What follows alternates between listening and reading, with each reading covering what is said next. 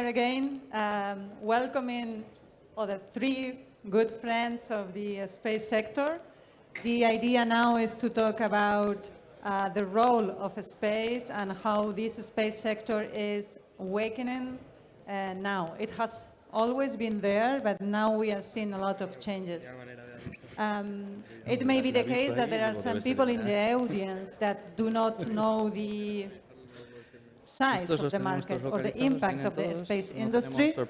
I think you already heard before what's that. I always like to mention one single figure is that it is estimated that the economy here in the Earth, not in space, will diminish 6.4% if we cannot use space infrastructure or space data. Just for the sake of comparison, this 6.4 is double the impact of the COVID pandemic in the economy. So we are all dependent on space, and space has been there for a long time. Maria is coming from Intergrupo Oesia, and she and the group has been working on space for a long time. And I think their journey has been pretty much or is an example of the journey we all in the space we have done. It's like we started with some defense applications, military applications. That was the origin of space activities.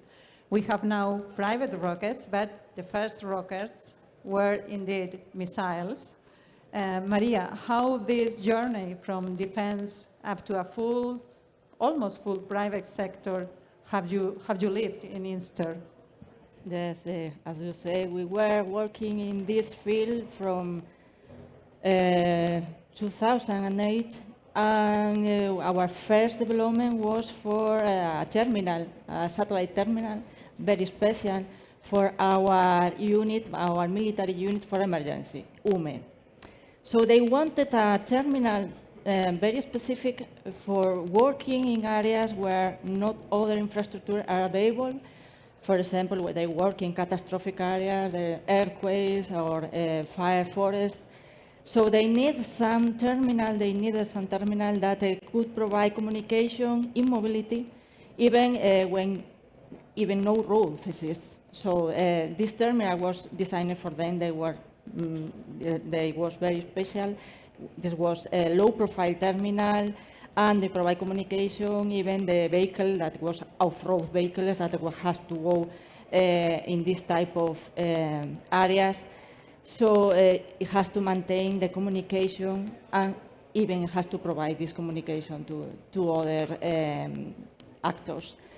So this was our first terminal, very special terminal, and then we saw that the characteristic of this terminal could be valid for other applications. For example, for trains. So our next development was for a train for the low distance, medium distance trains that were to provide the backhaul in areas where, do you know that in Spain we don't have coverage in more of the areas. So we installed these terminals in trains. The trains really have been manufactured with our terminal. And from that, the transition from defense to commercial was very easy because the necessities were very similar. And finally, this was a very niche market. This was a market only for this type of very small market. But right now, we are developing this type of terminals for the LEO constellation, that's the low Earth orbit constellation, that will provide communication with more coverage even, and it will be more cheaper. This means that we can democratize the market in this field. So. Thanks, Maria. Maria, you have just focused on communication through satellites and all these capabilities, but communication on satellites is not only being able to talk about phone by satellite or TV by satellite. I think, Immaculada, you can tell us a bit more on one of the activities you are doing, which is based on communication through satellites for a particular application which is really challenging. Yeah, okay. So good morning, Noelia, and thank you for inviting me. Yeah, we are currently developing a private constellation for satellites. In principle, it's a communication constellation, but the specificality is that what we intend to provide is a space infrastructure to allow ATM, air traffic management systems, to continue working overall in any place. Currently, when any of us take a plane, the pilot can talk with the control tower if you are flying ground areas of the world, but the reality is that we all of us know that 70% of the world is oceans. So the fact is that when we are flying over an ocean, we have no communication at all with the control tower. The plane is flying completely isolated in the specific route. So our concept is to replicate the infrastructure, which already it's on the ground, replicate that infrastructure on space, so the planes can talk directly with the control tower, but using networks which are in the space and not in the ground. This project has also very specificalities because we don't want to change anything in the plane. So that means that we have to replicate in space everything exactly as if you are communicating with an antenna in the ground. But the difference is that instead of being 12 kilometers below the plane, you are 100 kilometers above the plane. So there are some tricky issues. The idea of this project is not only of course, to put an additional point ensuring the safety of the systems, of the plane. So when there are some tragedies that the plane has been lost and no one knows where the plane is, that the problem is that that's a reality when you are flying in an ocean, you are completely isolated. With this system, you will always know where the planes are. But there are a second direct advantage of this system, which I think we cannot be dismissed, which is the fact that with these routes, you can save a lot of fuel and a lot of dioxide carbon emissions, because usually what airlines plan when planned flights is that they try to avoid as much as possible isolated areas. So the routes are not the direct one, but those routes that get better coverage. So in many cases, you are doing, for example, 2,000, 3,000 kilometers more than the direct route. The reason for that is the security. You try to avoid isolated areas. But if there are no more isolated areas in the ocean, you could go directly, you could save fuel, and you could save time also, which for people as us that travel a lot, it's something that it's also very interesting. Thanks. We will come back later on this sustainability issue, but first I want to just comment couple of things that they didn't comment. They have talked about 2 constellations for those who are not in the sector. To give you an idea what a constellation means, Maria talked about OneWeb constellation, and this is a constellation for communication, and they have now like 600 satellites, right? 650. More than 600 satellites. Inmaculada is talking about this statistical constellation. You will need 240 satellites, right? More or less, yes. So in between this table, these 2 girls, they will be related to more than 700 satellites. And just to compare, we have launched up to now 17,000 satellites, and they will be related to 600. The plans into the near future, 2030, is like we are going to launch 70,000, 70. So somebody has to put all those satellites into space, and I think the best person to talk about that is Raul. Raul, how are we going to do that? which is your role in that? Yes. So yes, no, as we stay speaking during this morning about space business, somebody needs to launch all that mass into orbit. So our business, PLD Space Business, is super easy to understand. So we're a transportation company. So we move mass from point A to point B. Point B, it's Earth orbit. And we are following and we are, let me say, studying that new, let me say, demand, because the market is there. We have been working in that industry at national, European, and international level since the 50s. So today, the thing that there's changing, it's the demand.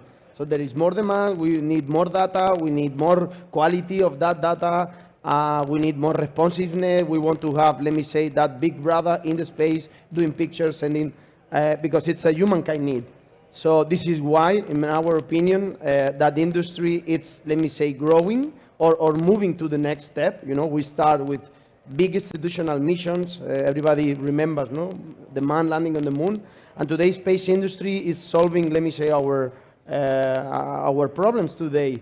So from PLD Space, we are trying to be enable and to facilitate the mission of that guys, you know. So we plan to, let me say, to reduce the time to orbit and to be more cheap and to, our main business is to launch dedicated small satellites, because that platform sometimes weighs a tons, but sometimes not. Sometimes it's a very small platform, like our colleagues of FOSA present. You know, it's super teeny satellites, and we are trying to be complementary with the existing launch operator that we have today, SpaceX, Arianespace in Europe, and others.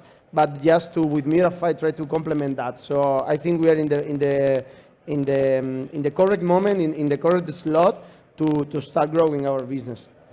So you comment one thing is you are kind of complementary with these existing rockets. Yes. Maybe you could comment a bit on how the sector has evolved in these 10 years regarding the technical aspects. So Yes. we are needing smaller launchers because we are sending super small satellites, and also how this sector has changed in regards to the investor perspective, and how have you lived these 10 years? Yes, no, was super hard, to be honest, because we start with no ecosystem here in Spain, in this part of the vineyard. We found the company in 2011. My first South Summit was in 2016 with no space, so we are super happy, and congratulations to you guys to, you know, to have a vertical space panel today, because I think it's the moment to speak about that business. We suffer a lot because that business to launch satellites into orbit is super hard. Competition is hard. The technological challenge are amazing. Financial challenge is also a big deal. So everything is hard, but we are very well prepared to face that challenge. So I think the resilience of our organization is one of the big, let me say, assets in the company, because we hear a lot of it's impossible, no, you can do it from Elche, oh my God, and you know, to maintain in that 10 years and to have the vision clear and to understand the pain of the customer, I think that's the way, because we are not reinventing the rockets. You know, the rocket was invented in the 60s. You know, the old guys, they do a proper work. We are just to attend a very clear market niche to understand and to solve the problem of our customer. That's all. And you mentioned also an issue that I would like to have also Maria's perspective.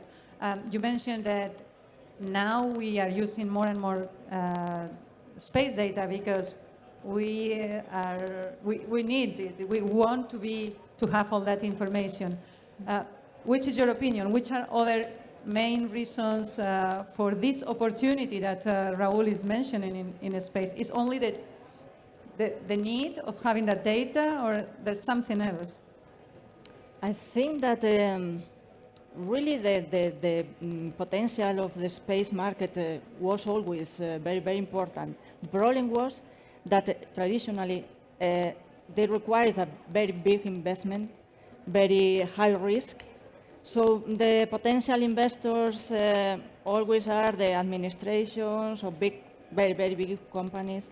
So it's not so attractive for private investors, but thanks to people like Raúl and other small companies that develop an amazing technology, the advancements provide this reducing cost in launching, but also in satellites. The satellites are very cheaper right now comparing with the old with the old system. So this reduces the risk, and investors can see very short-term or medium-term revenues regarding the before years. So I think that they want to invest. They always wanted to invest, but right now they can invest.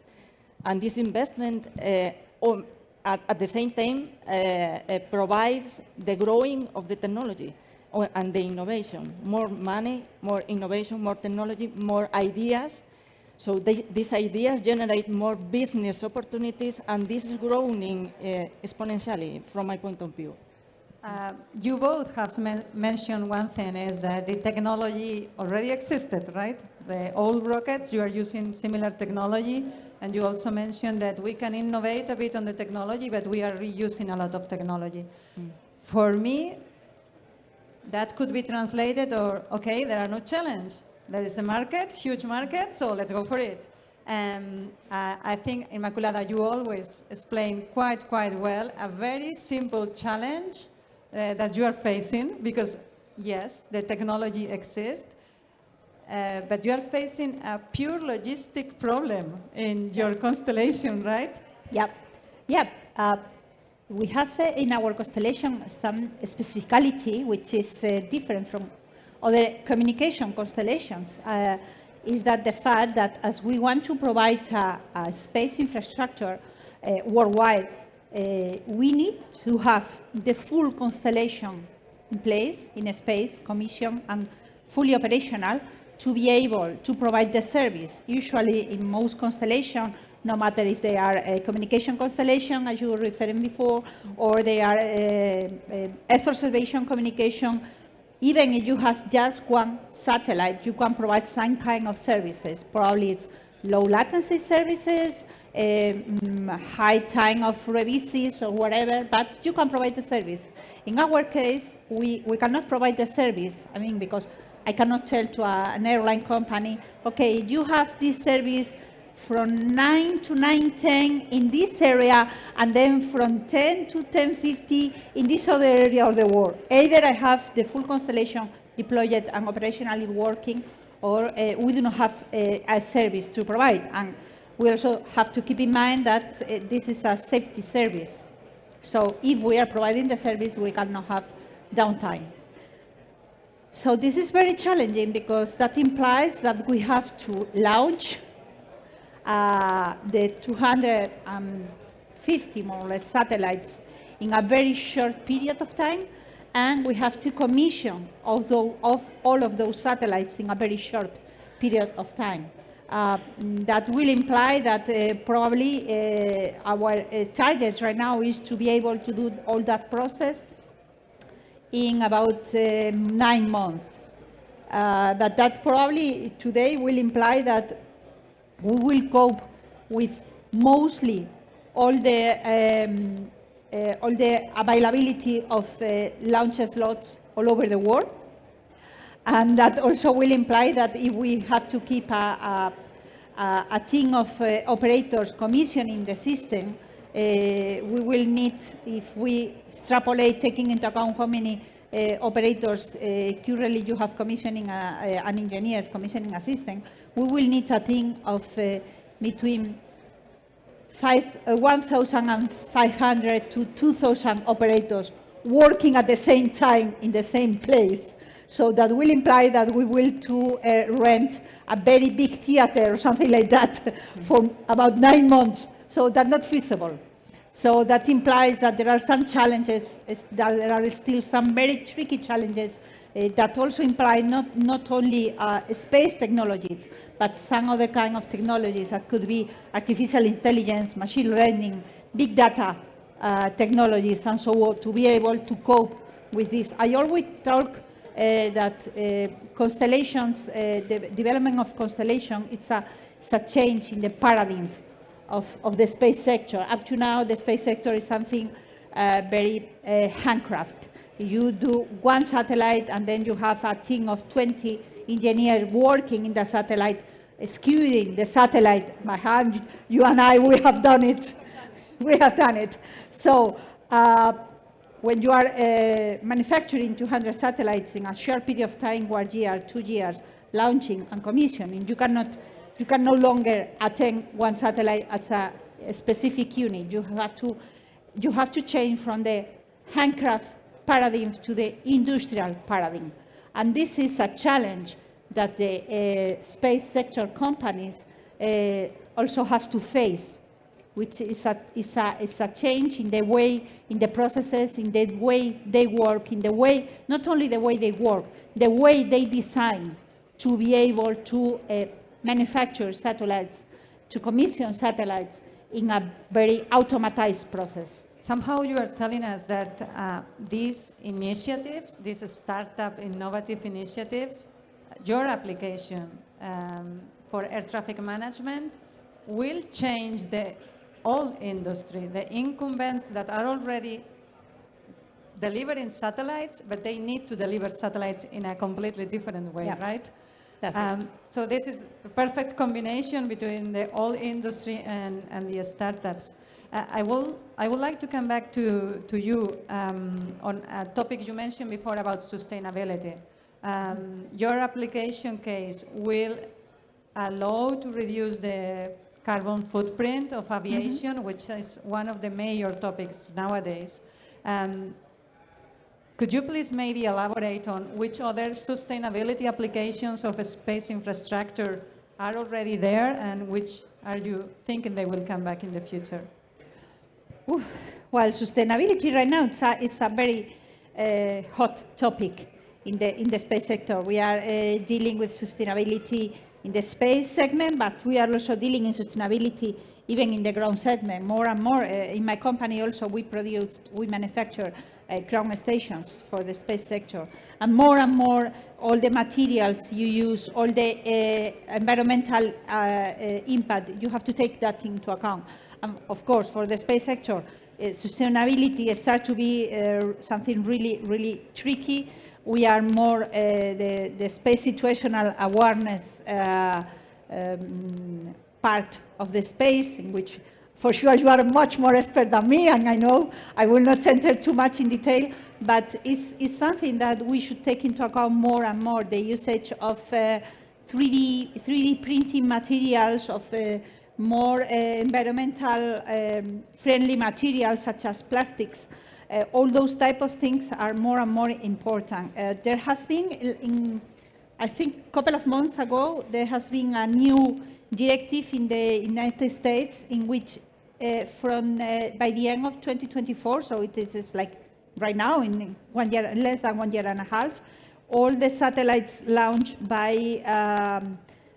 US companies had to adhere to this directive, in which you cannot produce any kind of debris. There are some you can think, which are silly parts of debris. For example, when you expand the solar panels, usually there are some, for those that are not related with the sector, usually there are some bolts that you simply just ignite, and there are very, very small bolts. I mean, it's like 1 centimeter bolt, it's no more than that. The problem is that 1 centimeter bolt at the speed that you have in space, it's much, much worse than a bullet. Mm-hmm. So if that small bolt impact with another satellite, you can completely destroy the satellite depending on where the bolt impact. So for example, by the end of next year, that bolts technology, we will no longer allow in satellites launching from a US space, US launcher site. So all those things are doing that right now.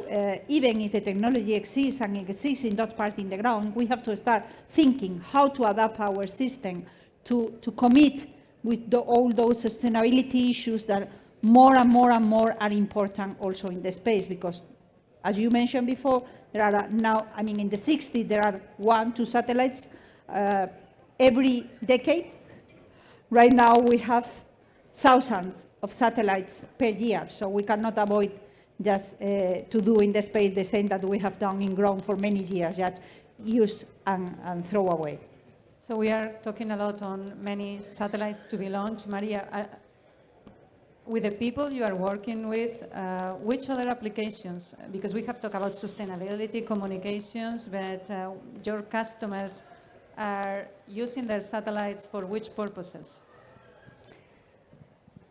It's difficult to, because we work in the military field. But the trends in this field is to use the satellite, for example, for tracking missiles. This is right now we are in war, you know, and we are in a scenario, a complicated scenario, and they are developing this type of technology for war.